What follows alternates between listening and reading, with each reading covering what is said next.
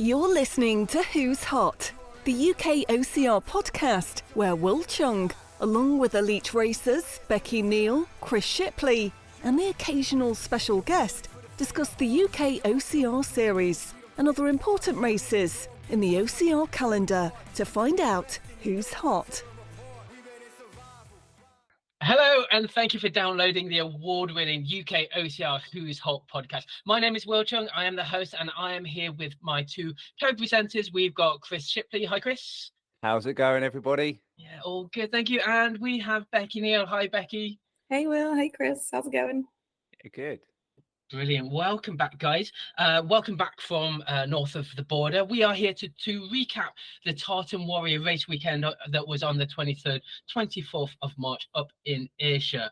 What a bloody weekend we've had. It was 8K UK OCR first race of the series. It was also the second race of the Scottish series. We had the 3K race, which is the beginning of the 3K series, as well as 100-meter short course and a junior race. Guys, who wants to start? Do you want to go for it, Becky? Because there's so much to say, and it's all positive about this race. I know. I mean, you can just see we'll talk about them in detail, but there's so much positive feedback from this event, from the volunteers, the course design, everything. We'll get to that. But yeah, there definitely was that positive vibe throughout the whole weekend, rain or shine. That was like only a minute also in between those two weather conditions. It all went on. I think the races themselves were all really exciting. Loads of people were there. It felt like OCR was back. The off season sometimes feels a little bit long, and then suddenly it's here and we're in it and we're doing OCR again, and it's great. Exactly that. Chris, why don't we start talk about the weekend. We'll talk about the races individually in a little bit. Let's just talk about the weekend, because as just mentioned off the recording, it sounded like it was just an absolutely fantastic OCR weekend, race weekend. Everyone was together, everyone was there doing all the races, a bit like a kind of trifecta weekend. So I guess, how was it being part of the community again? How was it being amongst races and kind of the hustle and bustle of racing? It was an incredible atmosphere the whole weekend. Everyone sort of turned up. We had probably some of the best obstacle races in the country turn up, made the whole drive all the way from down south up north to participate in this race. And Gavin, his passion for obstacle racing just shone through with how well organized this event was. He organized 3 exceptional races, with the 100 meters, the 3K and the 8K. And every single one of those races was at a standard that we don't often see in the UK. It was a European standard race weekend, not just a race. It was a race standard weekend. Yeah, and I think because the Scottish community won the award right at the UK OCR Awards, and you could see like the amount of support that Gavin had from the team in Scotland, the marshals, volunteers, his regulars to Fit Body Farm, his team athletes.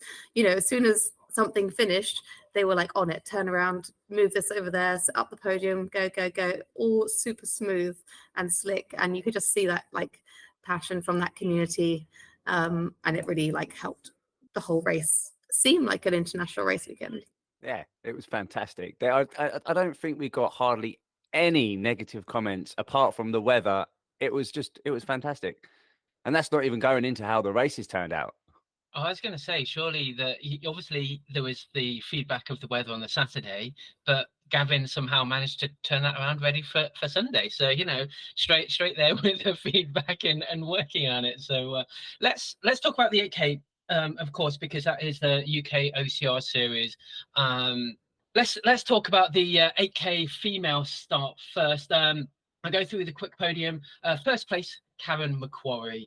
Second place, Federica De Carrier. And in third place, Josie Lloyd. Right on the heels is Becky Neal.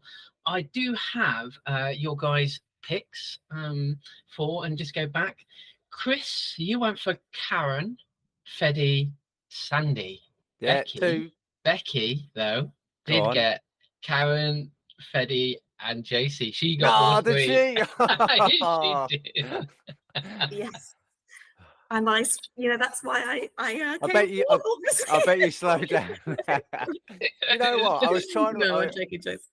I was trying to remember Becky's picks all over the weekend, and I knew I had two, but I just could not remember. And I was tempted to go back and listen to it. I knew I had them all. I just couldn't You're remember keeping what order I quiet. said Oh, in. so annoying.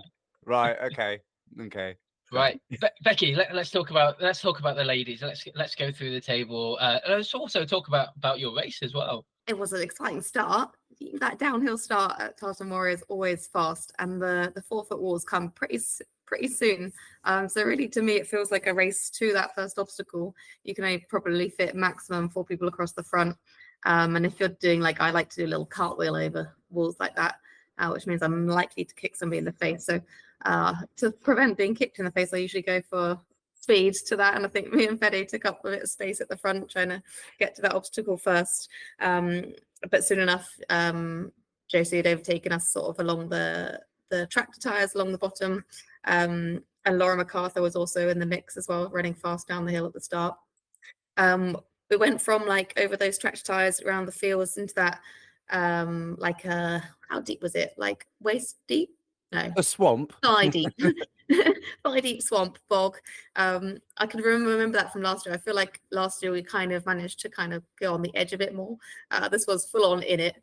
And at that point, I think Fede and Josie were out in front, and then Karen had just overtaken me before entering the water, and I thought, okay, Karen knows what she's doing. I'll just go behind her. And then we stayed pretty close throughout that, and I came out the water just before her, and she overtook me on the way to the carries.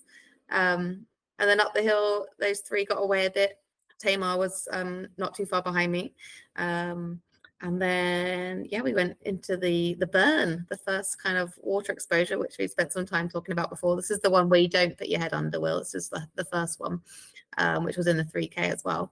You have to go under and over the logs, and it's actually quite a long way. So you get pretty cold feet before doing another big tire flip.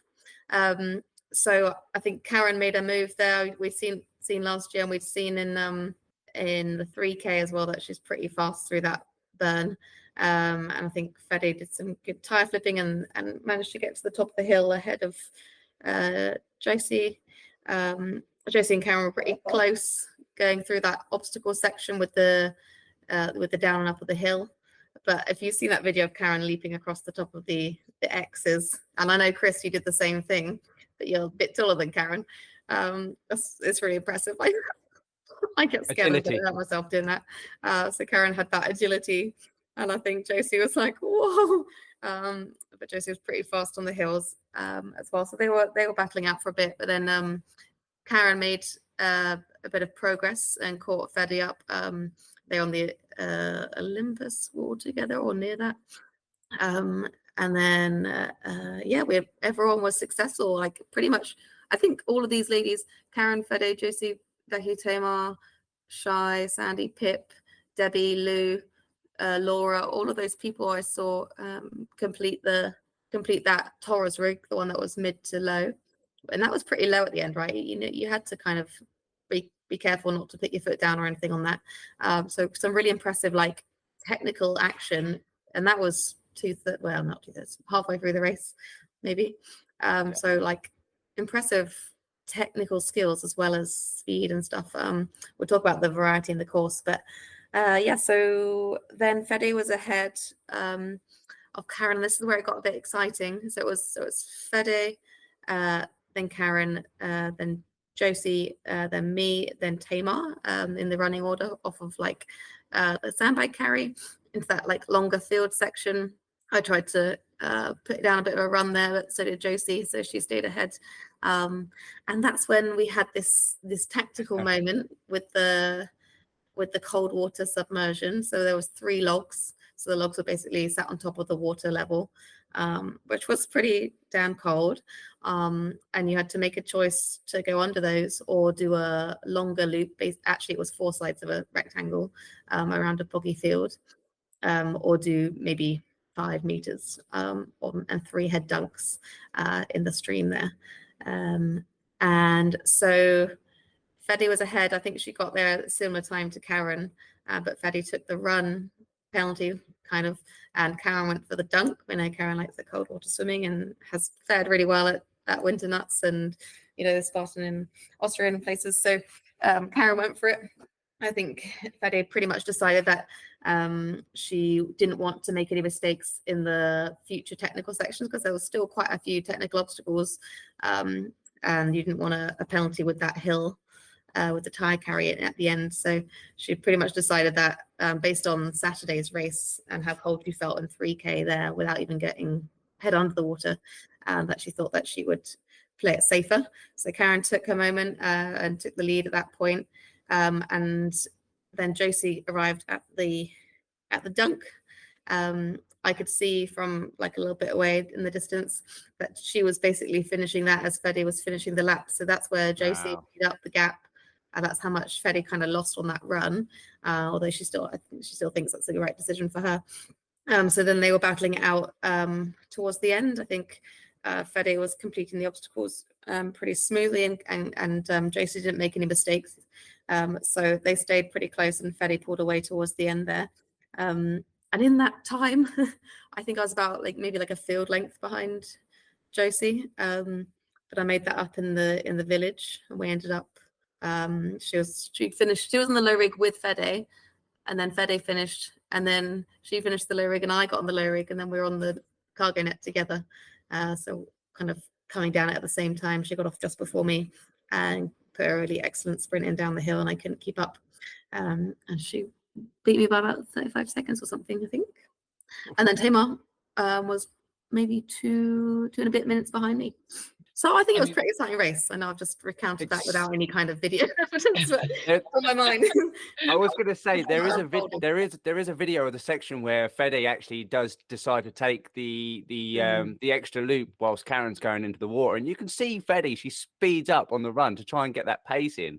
Yeah. I mean, it must be something to go through her mind after the race.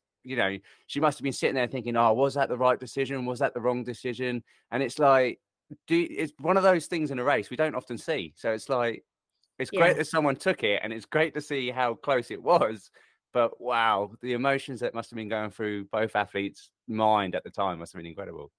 I think there was a lot of time thinking about it before, during, and afterwards. But that's how it unfolded. So yeah, decision made. And that's something that Gav was talking about in the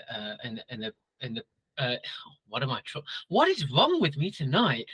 That's what Gavin was talking about in the pre-race show, about having to make this decision. And sometimes, yes, you got to be strong, you got to be agile, but a lot of the time it's about decision making as well. There's less than a minute between first and second, between Karen and Fede. And actually, as we talk through some of the rest of this field, there's lots of these little battles that's carrying on. There's between Shy and Sandy, there's 15 seconds between them. There's not much there. There's where else did I see? There's a bit of time a bit further down. There we go. Diana Fryer and Anna Wade.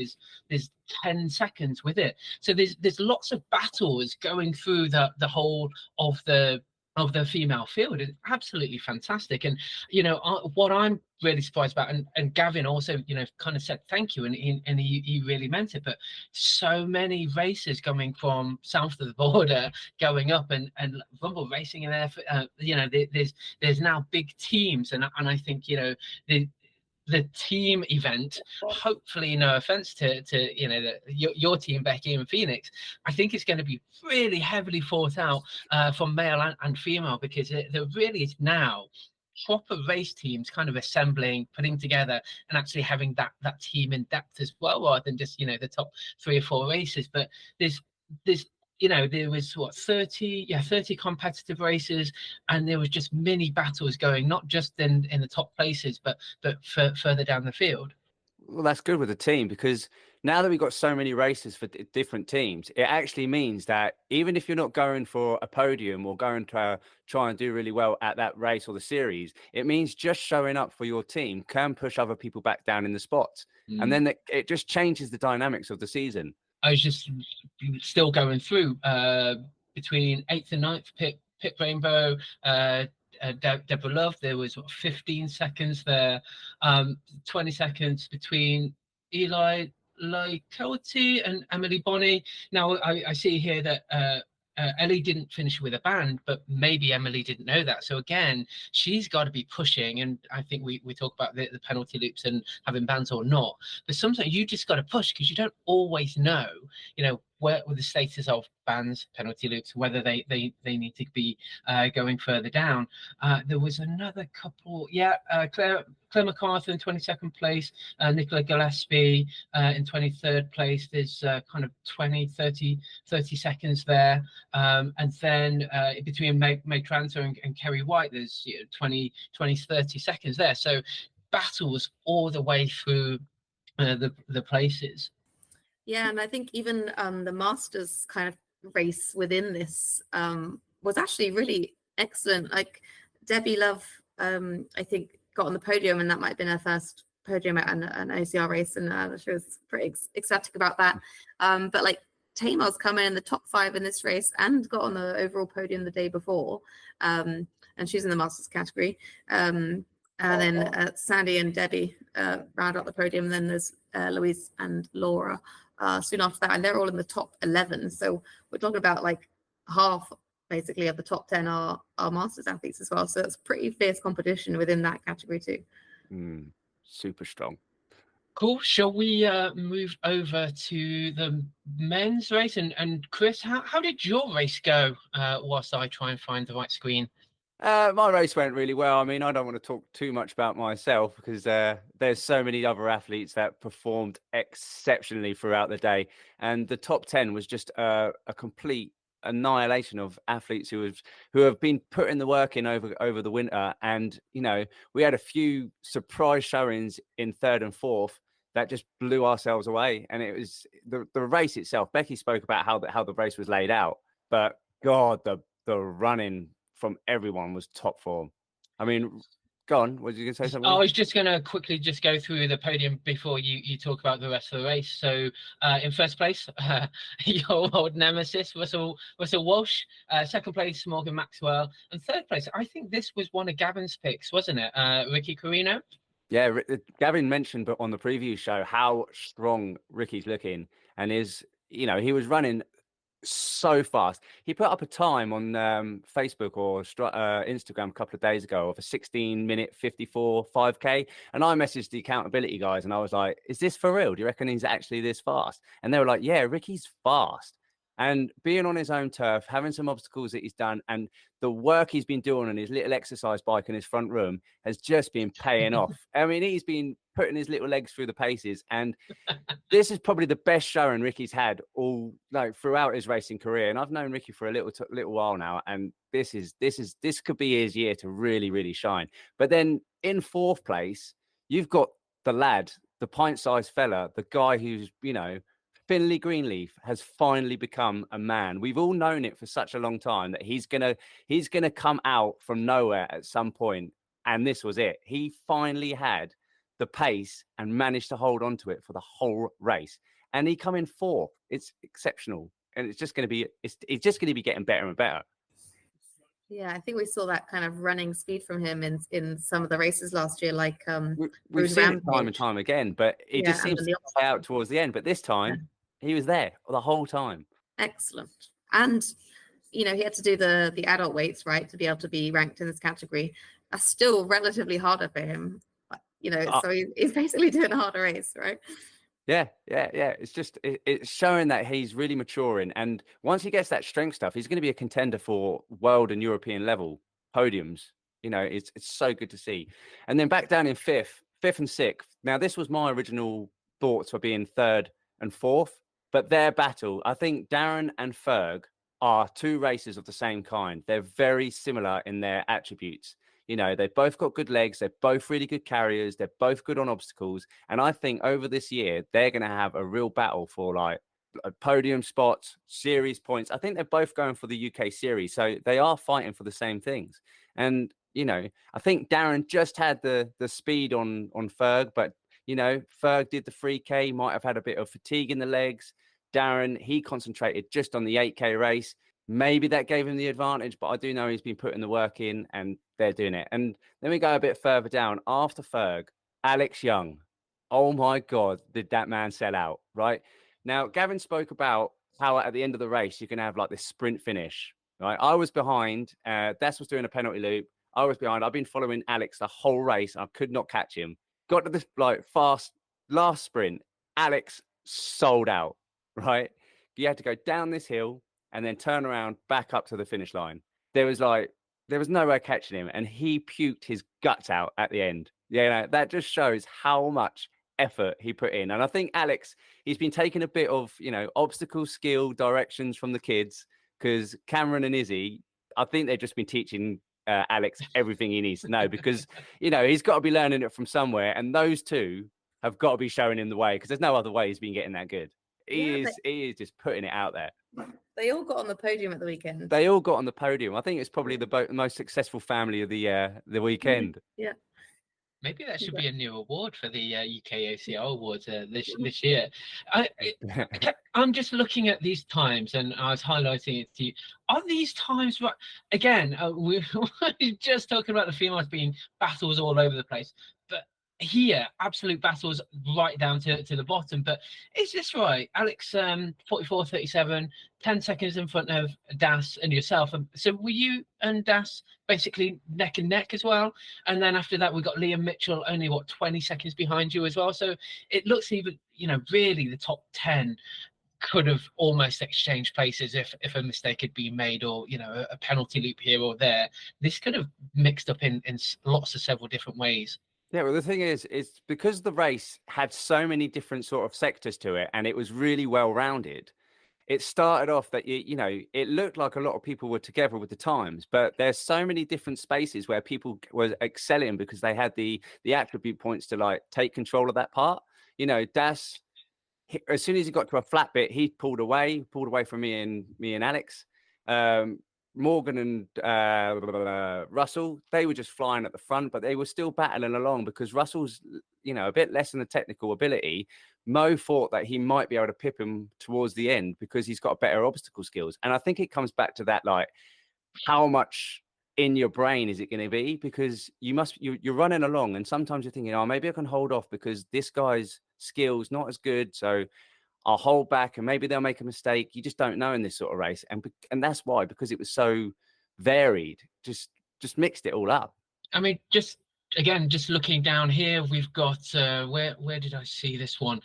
Jason Molan, 11th place, 45.58, 5 seconds in front of Ramunas, who was only 8 seconds in front of Matt Roberts, and it just. This looks like, and we'll talk about spectatability, but this looked like the race to be there and just to watch and take it all in.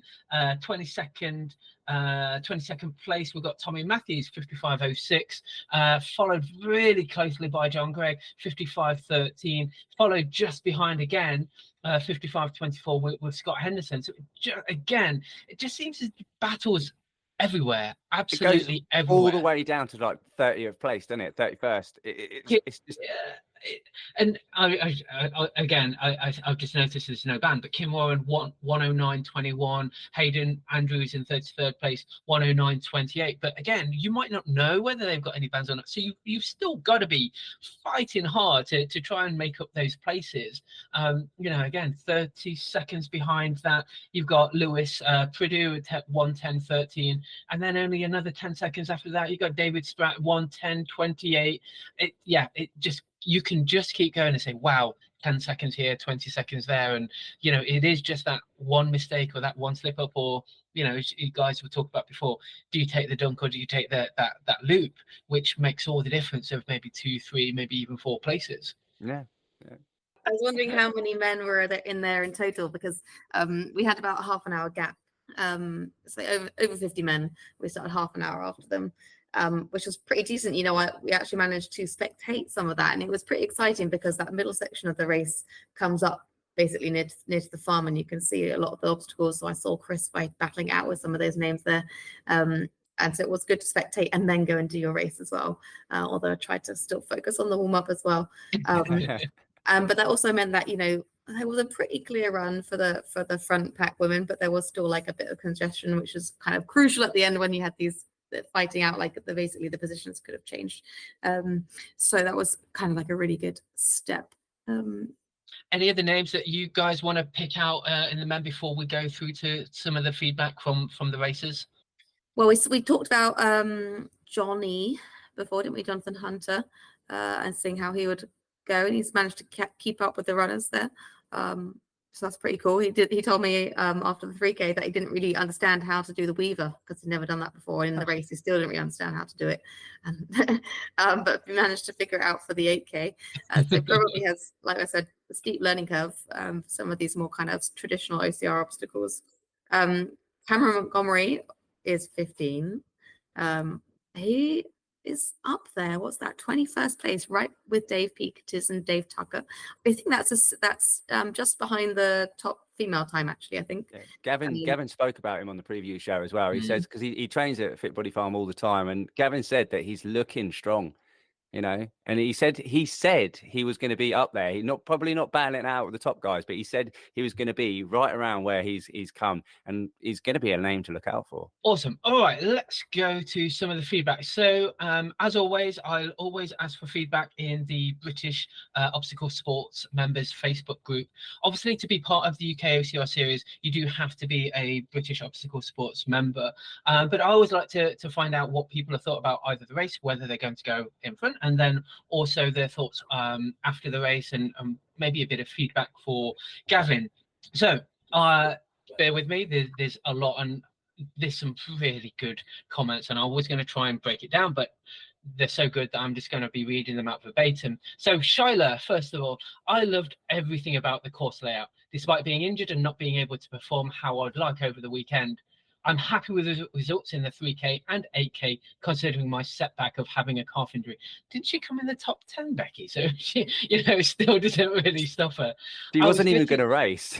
She was going to pull out. Oh, really?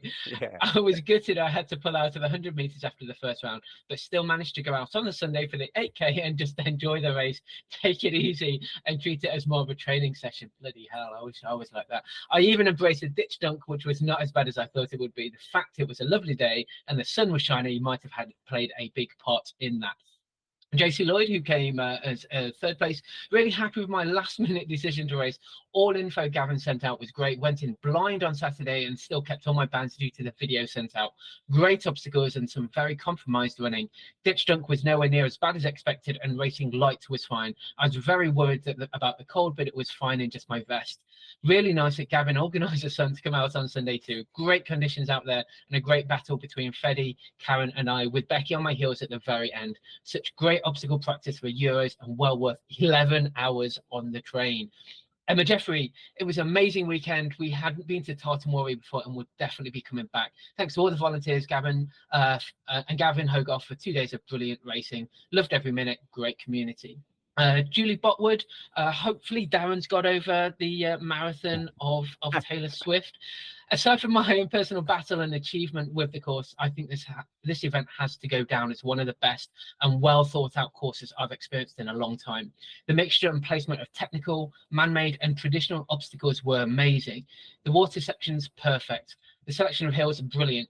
Honestly, I'm annoyed that there's only one of these a year. I think some of the UK events have got a lot to learn from Gav and his course design.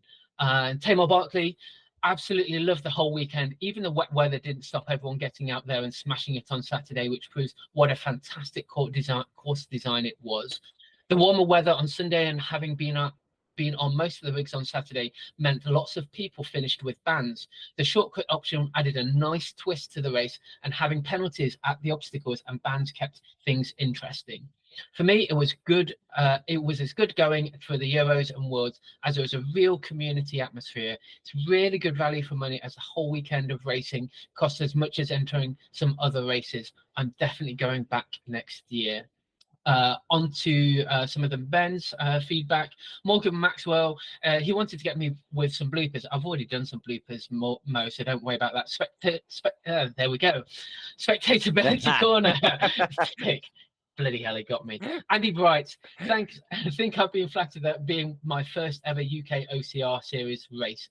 Great racing, great hospitality, great organisation. As a family, we completed the 8K competitive, 5K competitive kids, and then the 5K fun run. Really enjoyable day and well worth the trip from Essex. How you got the sun to shine, I'll never know. Dave Peters, it was superb. The whole team worked seamlessly together to put on 3 fantastic events. You could see the level of detail that Tartan Warrior went in to order to ensure a brilliant experience for all. It was a step up from last year again. There were great additions. The penalty system allowed a better chance for people to keep bans, so it felt a little bit more inclusive. My only gripe was it was a bit difficult to know who you were racing with if you had a penalty loop to do, as some who had failed an obstacle had already done their penalty on course. Would have been nice to race to the line with the penalty loops. However, that just meant that everyone needs to remember to race hard for every second, as someone could just appear at the top of the penalty loop ahead of you if you dropped off for a few seconds. All in all, brilliant, and more so, the value for money was excellent, with ticket prices being very reasonable in the current world of charging near £100 for a ticket. Liam Morrow, well-organised event, Gav, and the team did a great job. The mix of penalties and band-losing obstacles were good. Timings were spot on. Top 15 finish and a clean race against some of the best UK OCR athletes. Looking forward to the rest of the season. Alex Young, who we've just mentioned. People like to moan, and I haven't heard one moan about this race, which means it was pretty special. This is definitely the kind of race that the UK needs for getting ready for Euros or Worlds.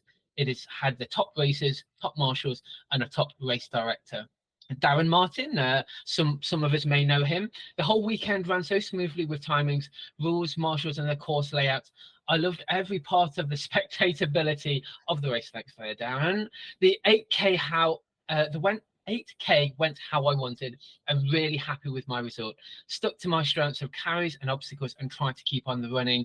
The course was perfect in terms of running segments, technical obstacles, carries, and a nice dunk in ice cold Scottish water. 5th place is a great start to UK OCR season, and next stop will be Nuclear Challenge Cup. Jock Alan Stevenson, I think Jock gets the prize for coming the furthest away, which you'll hear. From pro racer to kids to first-time novice, has something for everyone. And shout out to my nephew's favourite marshal, who has a special log of destiny. This must be an in-joke. I don't get it. You must return it to stop the evil wizard, smiley face. This race is something so special, I fly 2,000 miles for it to drive, and then drive 2 hours from my family home in Scotland. My nephew loves it, and one day I'll be fully fit to race. And then I think this one was from Russell, the longest one. I think he gets the prize not only for first place, but the longest bit of feedback. Thank you, Russell. Tartan Warrior is a great race. The way it sets out, great for spectating, but down to the running being tough, a wide range of obstacles, and a good mix of technical and mandatory, it makes for a great race. I really enjoy Tartan Warrior, and it suits my kind of running, which shows in the results. Absolutely buzzing with both my results. You never know where your race fitness is until the first race. Looking forward to the next race in April at Born Survivor, and then on to Nuclear. 3K race for me, led the race pretty much from the start. Hands got cold during the wreck bag carry after getting soaked in the rain. I struggled through the first technical obstacles, hoping to warm my hands up, but unfortunately they didn't, and I ended up falling off the last high rig with no feeling in the hands. Ran the penalty loop as hard as I could and crossed the line. Kudos to Das for untying my shoelaces. Did we ever get video or photos of that?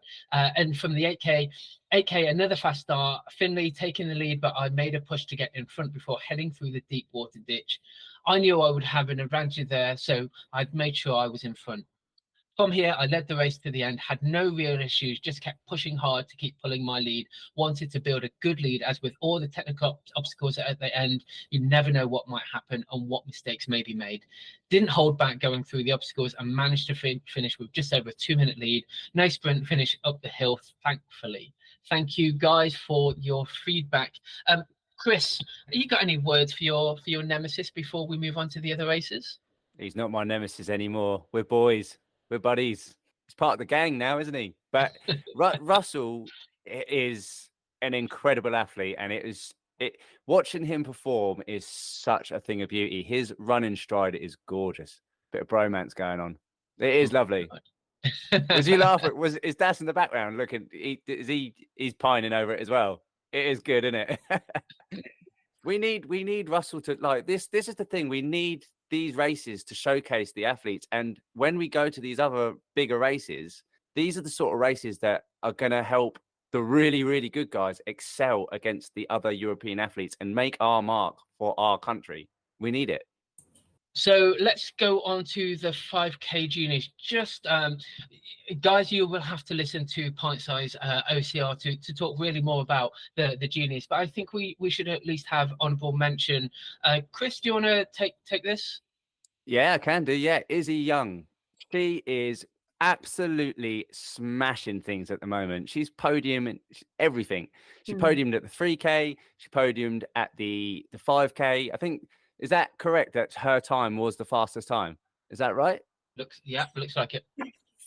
Incredible. She is training down Wild Forest. She's teaching Alex a few things or two.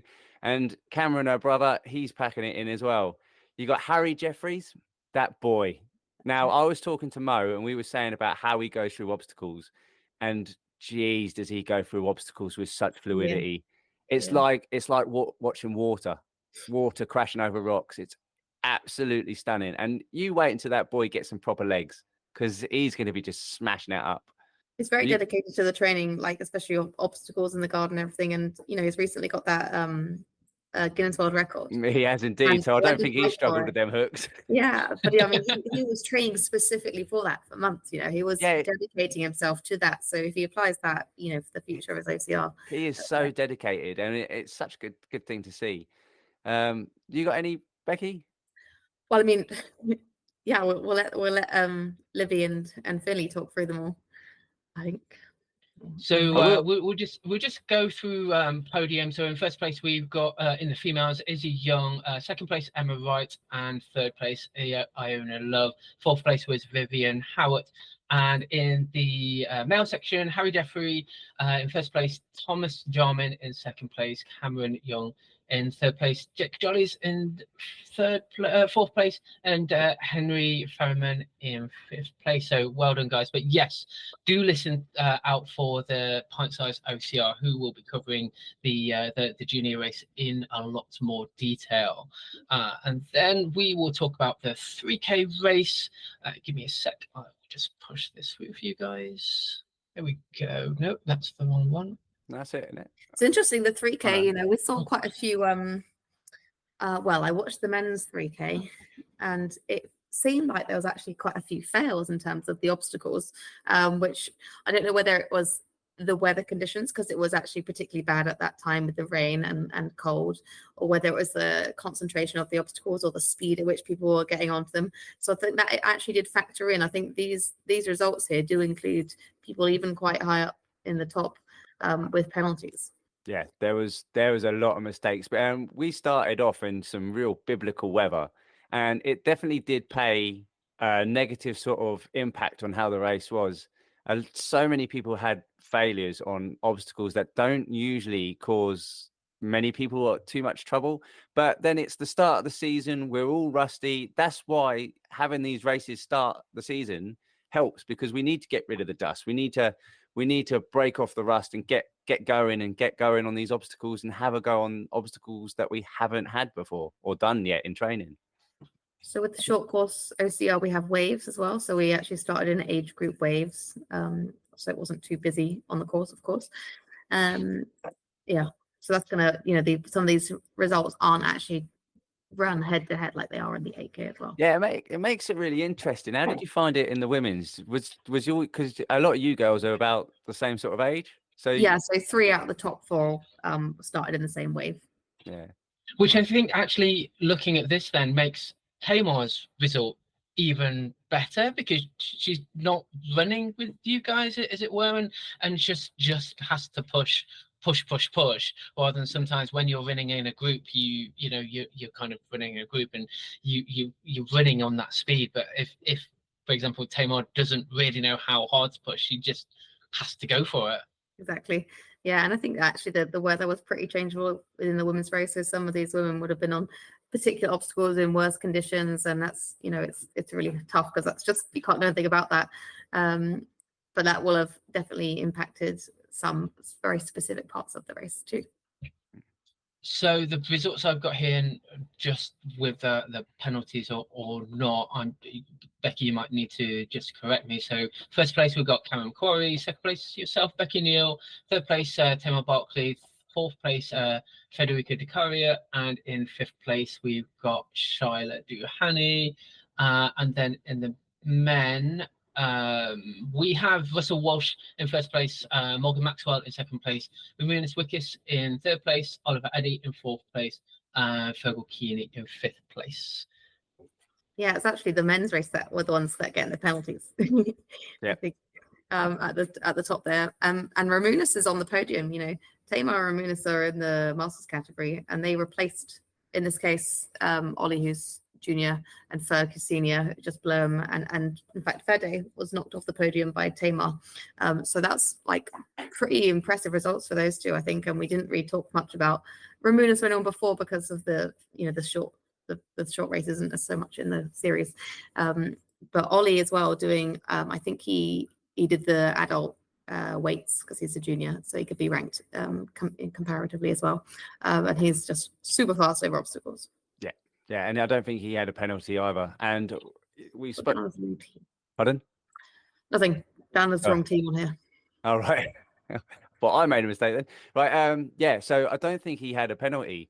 And we were speaking about this previously on other things. It's like with the 3K, you can't afford to make penalties. You can't afford to have mistakes to get on the podium. You need to be, well, apart from Russell, who has the legs to get ahead of himself and manage to stay ahead of the game. But, you know, you've got to perform 100% completion to have a good run on the 3K. There's no room for error. Yeah, I think the cold was affecting the grip a little bit, and that was kind of then putting some doubt in people's minds for the 8K. You know, the 3K, we didn't get nearly as wet, and it wasn't as long, obviously. And so people were really concerned about how it was going to impact them the next day. There are a few people that were ill as well. You know, like Wendy was sick, me and Lou, and of course Shai with her injury. So there was like lots of other things going on as well that really impacted these race results. Becky, let's talk about the 100 meters. Yay! I love the 100 meters there. Maybe it's because I just do good at it, but it's really smooth. You know, it's the course. I think maybe 120 meters measured, maybe. It starts going over the net, which so you can't like sprint off at the start, which is a really interesting start. And then when you go straight onto the low rig that early on in the race, and it is a really narrow low rig. Literally, you will have seen the picture of Laura with her bum in my face. I was like, just don't get knocked off, just put up with it. And then she ended up kind of whiffing the bell, I think, and that's how I got ahead in that particular head-to-head. So yeah, we all had a time trial run first of all. Then the top 8 basically had knockouts, so quarterfinal, semi-finals, and finals, with the rankings from the top 8 times, so 1v8, 2v7, and so on like that, and then the winner stays on and goes head-to-head. So you just had to win the knockout rounds.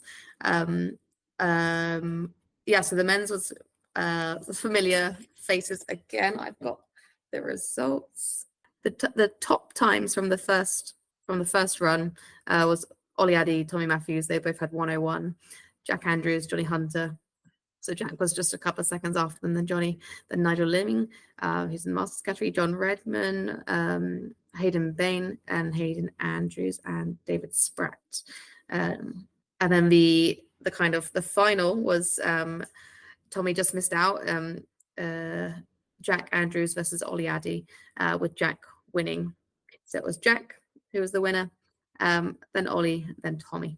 I've done a bit of research on this Jack, and I tell you what, I looked on his Instagram today, and he's mustard. He is a ninja. He performed really, really well in the 3K, but apparently, you know, not apparently, according to his resume, from what I see, he is one heck of an athlete. He's ninja world champion in 16 age or something, and then there's a few accolades that he's got that are just incredible. Real standout athlete over the weekend. Yeah, and I mean, we've seen him on the podium at other events, and always being within milliseconds, you know, of Tommy, and Tommy is the current British record holder for the 100 meters. So it's not a surprise. You probably could have predicted that one of those guys would win. And Ollie also competed in this race last year and got on the podium. Ollie Addy.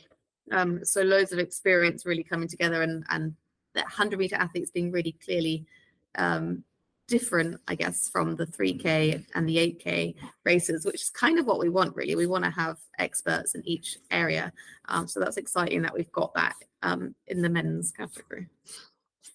In the ladies race, we had Chloe Johnson. She was a junior. I think if you've ever seen a video from last August in Bath University when they hosted the Pentathlon World Championships, there's a video I took of the junior athletes from British Pentathlon.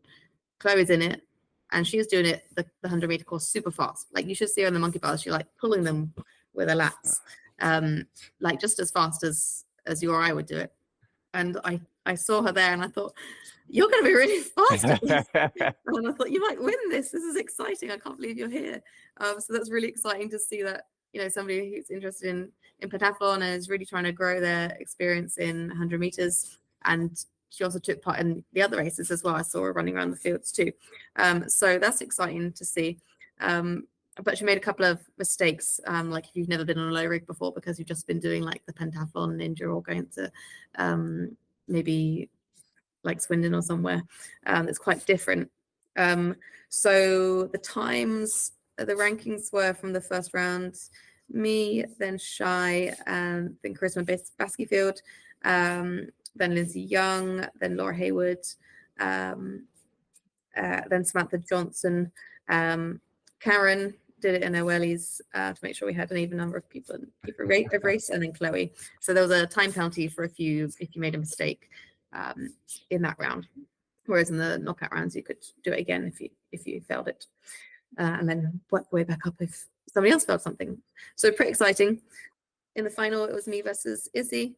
We were neck and neck on the low rig, and then she didn't get the bell, so I got ahead. So it would have been interesting to see if we'd stayed together the whole way. And then so she was second, and then in third place was Lindsay Young, who just knocked Laura Hayward off the podium. So exciting racing all round. So yes, confidence. First race of the UKOCR series. First race in. A lot of the races went up north. Possibly getting rid of some ring rust, getting some points on the board. Chris, what does the first race, whether this is that people's first race was Tartan Warrior or whether maybe it's Born Survivor, what does the first race mean for racers to kind of get into their season? It means the first race doesn't necessarily mean this is how your season's going to start or finish. I think people have to remember that the first race is a first race, and it's good to see where you're at. It's good to get the cobwebs off. It's good to see how your training's been over the winter, but it's not the end. It's your results don't always mean that that's how your season's going to finish. So although it's really good to have the first race, it just means it's the start of something bigger, and it's a start of something that's better to come. And everyone's performance just shows that we're going to have an amazing season. Yeah, I mean, you can see the effort people have put in over the winter, like especially Tamar and Karen, like they're running. Geez. We used to just kind of rely on them to be really good at obstacles, but they're running faster than the majority of the field. I think Tamar's been kind of training full time a little bit more, and we can see that because she won last weekend at the UKOCR 3K as well. And Karen's just won both events, beating like the most competitive athletes in the UK, basically. So I think, it really is hotting up. It is hotting up. The start of the season. But the best is still to come, because this is still the first race. No one is at their pinnacle at the moment. Well, they shouldn't be. No one should be at their best fitness this early on in the season. But the way that people are is crazy, because we're just going to see people getting better and better. It's exciting. And just to remind people, it's as you said, the first one doesn't always kind of tell you exactly where you are, but it gives you the confidence or know where you need to get to for the next set of races. But we've got 8 races in the UKOCR series, and it's really just the top 4. So you can always put this one aside if it's not quite where you want it to be. Shai, for example, a little bit injured. I'm sure she will get better as the races go on, but it's nice to have a bit of a banker there, whatever that point score is going to be. So points aren't quite updated on the UKOCR website yet. I'm sure they'll be, the team are working hard behind the scenes to get that done, but the soon will be updated on UKOCR.com, even maybe by the time we talk about before, as this podcast goes out. Of course, this is also the first race of the 3K OCR series. You can follow them at 3K _OCR_series UK on Instagram. And of course, it was the second race in the Scottish OCR series, and you can follow along at Scottish OCR on Instagram as well. Guys, anything else you want to talk about the weekend before we move on and talk about what's coming up next? Becky? For the points, to make sure you can claim your points to your team, you have to make sure you're registered with your team, and you've got to do that ASAP. Oh, that's right. And also, if you're a team, and you also need to be a member of British yes, Sports if you're going to be ranked in the Scottish series or the UKOCR series. And that's important for if you don't have a team or you're changing your team. That's correct, isn't it, Becky? Yeah, and just being an individual, you need to be a member as well. Just for clarity on that, then. So, say for example, I've changed teams. Who puts it up? Who does it? Do I have to do it? Yeah. There's a form. There's a form. Is there? I better check this out. Yeah. Dave is not going to be happy. It's time sensitive. Okay. 2 weeks. So everyone should check that out, including myself. If you don't claim it soon enough, you won't be able to claim your points down the line, to stop people just transferring teams to claim points. Okay. Mm-hmm. Good admin for you, Chris. You need to be getting online, Chris. Maybe jump on the Facebook group, find that link to change your team. Otherwise, I'm just going to message Dave. Well, I suppose, yeah. Dave's on the ball. Cool. Thanks, guys. Let's talk about, or very quickly, just hype up Born Survivor. Born Survivor is the second race in the UK OCR series, 27th of April, up in Macclesfield, Cheshire. Then, yeah, it is up even for me. Somewhere south of Manchester, up in the northwest. If you haven't already, you can get your tickets from born-survivor.com. Tickets are £80 plus a booking fee of about £5, so £85. It is Saturday, 27th of April.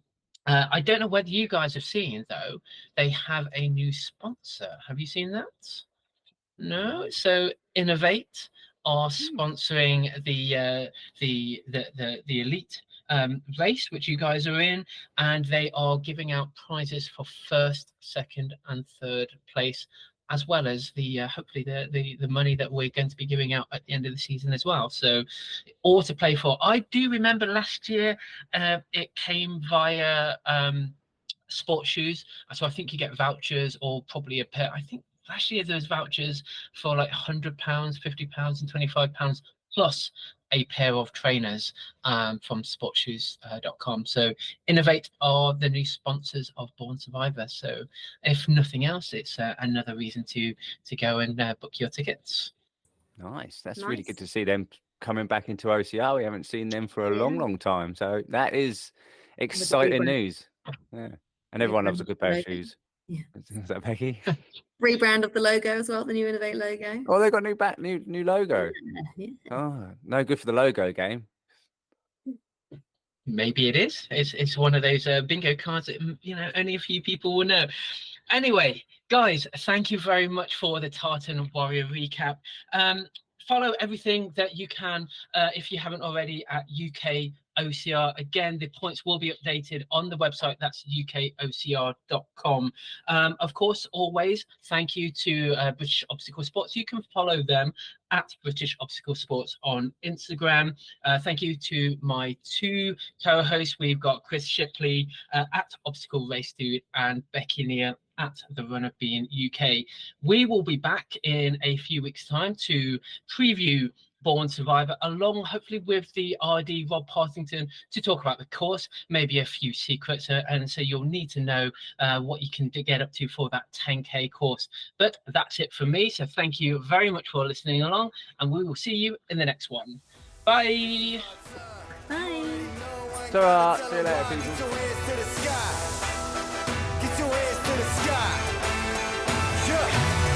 Ain't no glory for the faint of heart. We all stars, win or lose, we don't play the part. And when the going getting tough, I get to go. Hello, and thank you for downloading the award-winning first one. Oh, he's back. He's back with the Humbling. bloopers. Humbling. That's it. Awards confiscated. Yeah, it's fine, isn't it? Oh, I should have put it in the background. No one gotta tell them why. This is our house.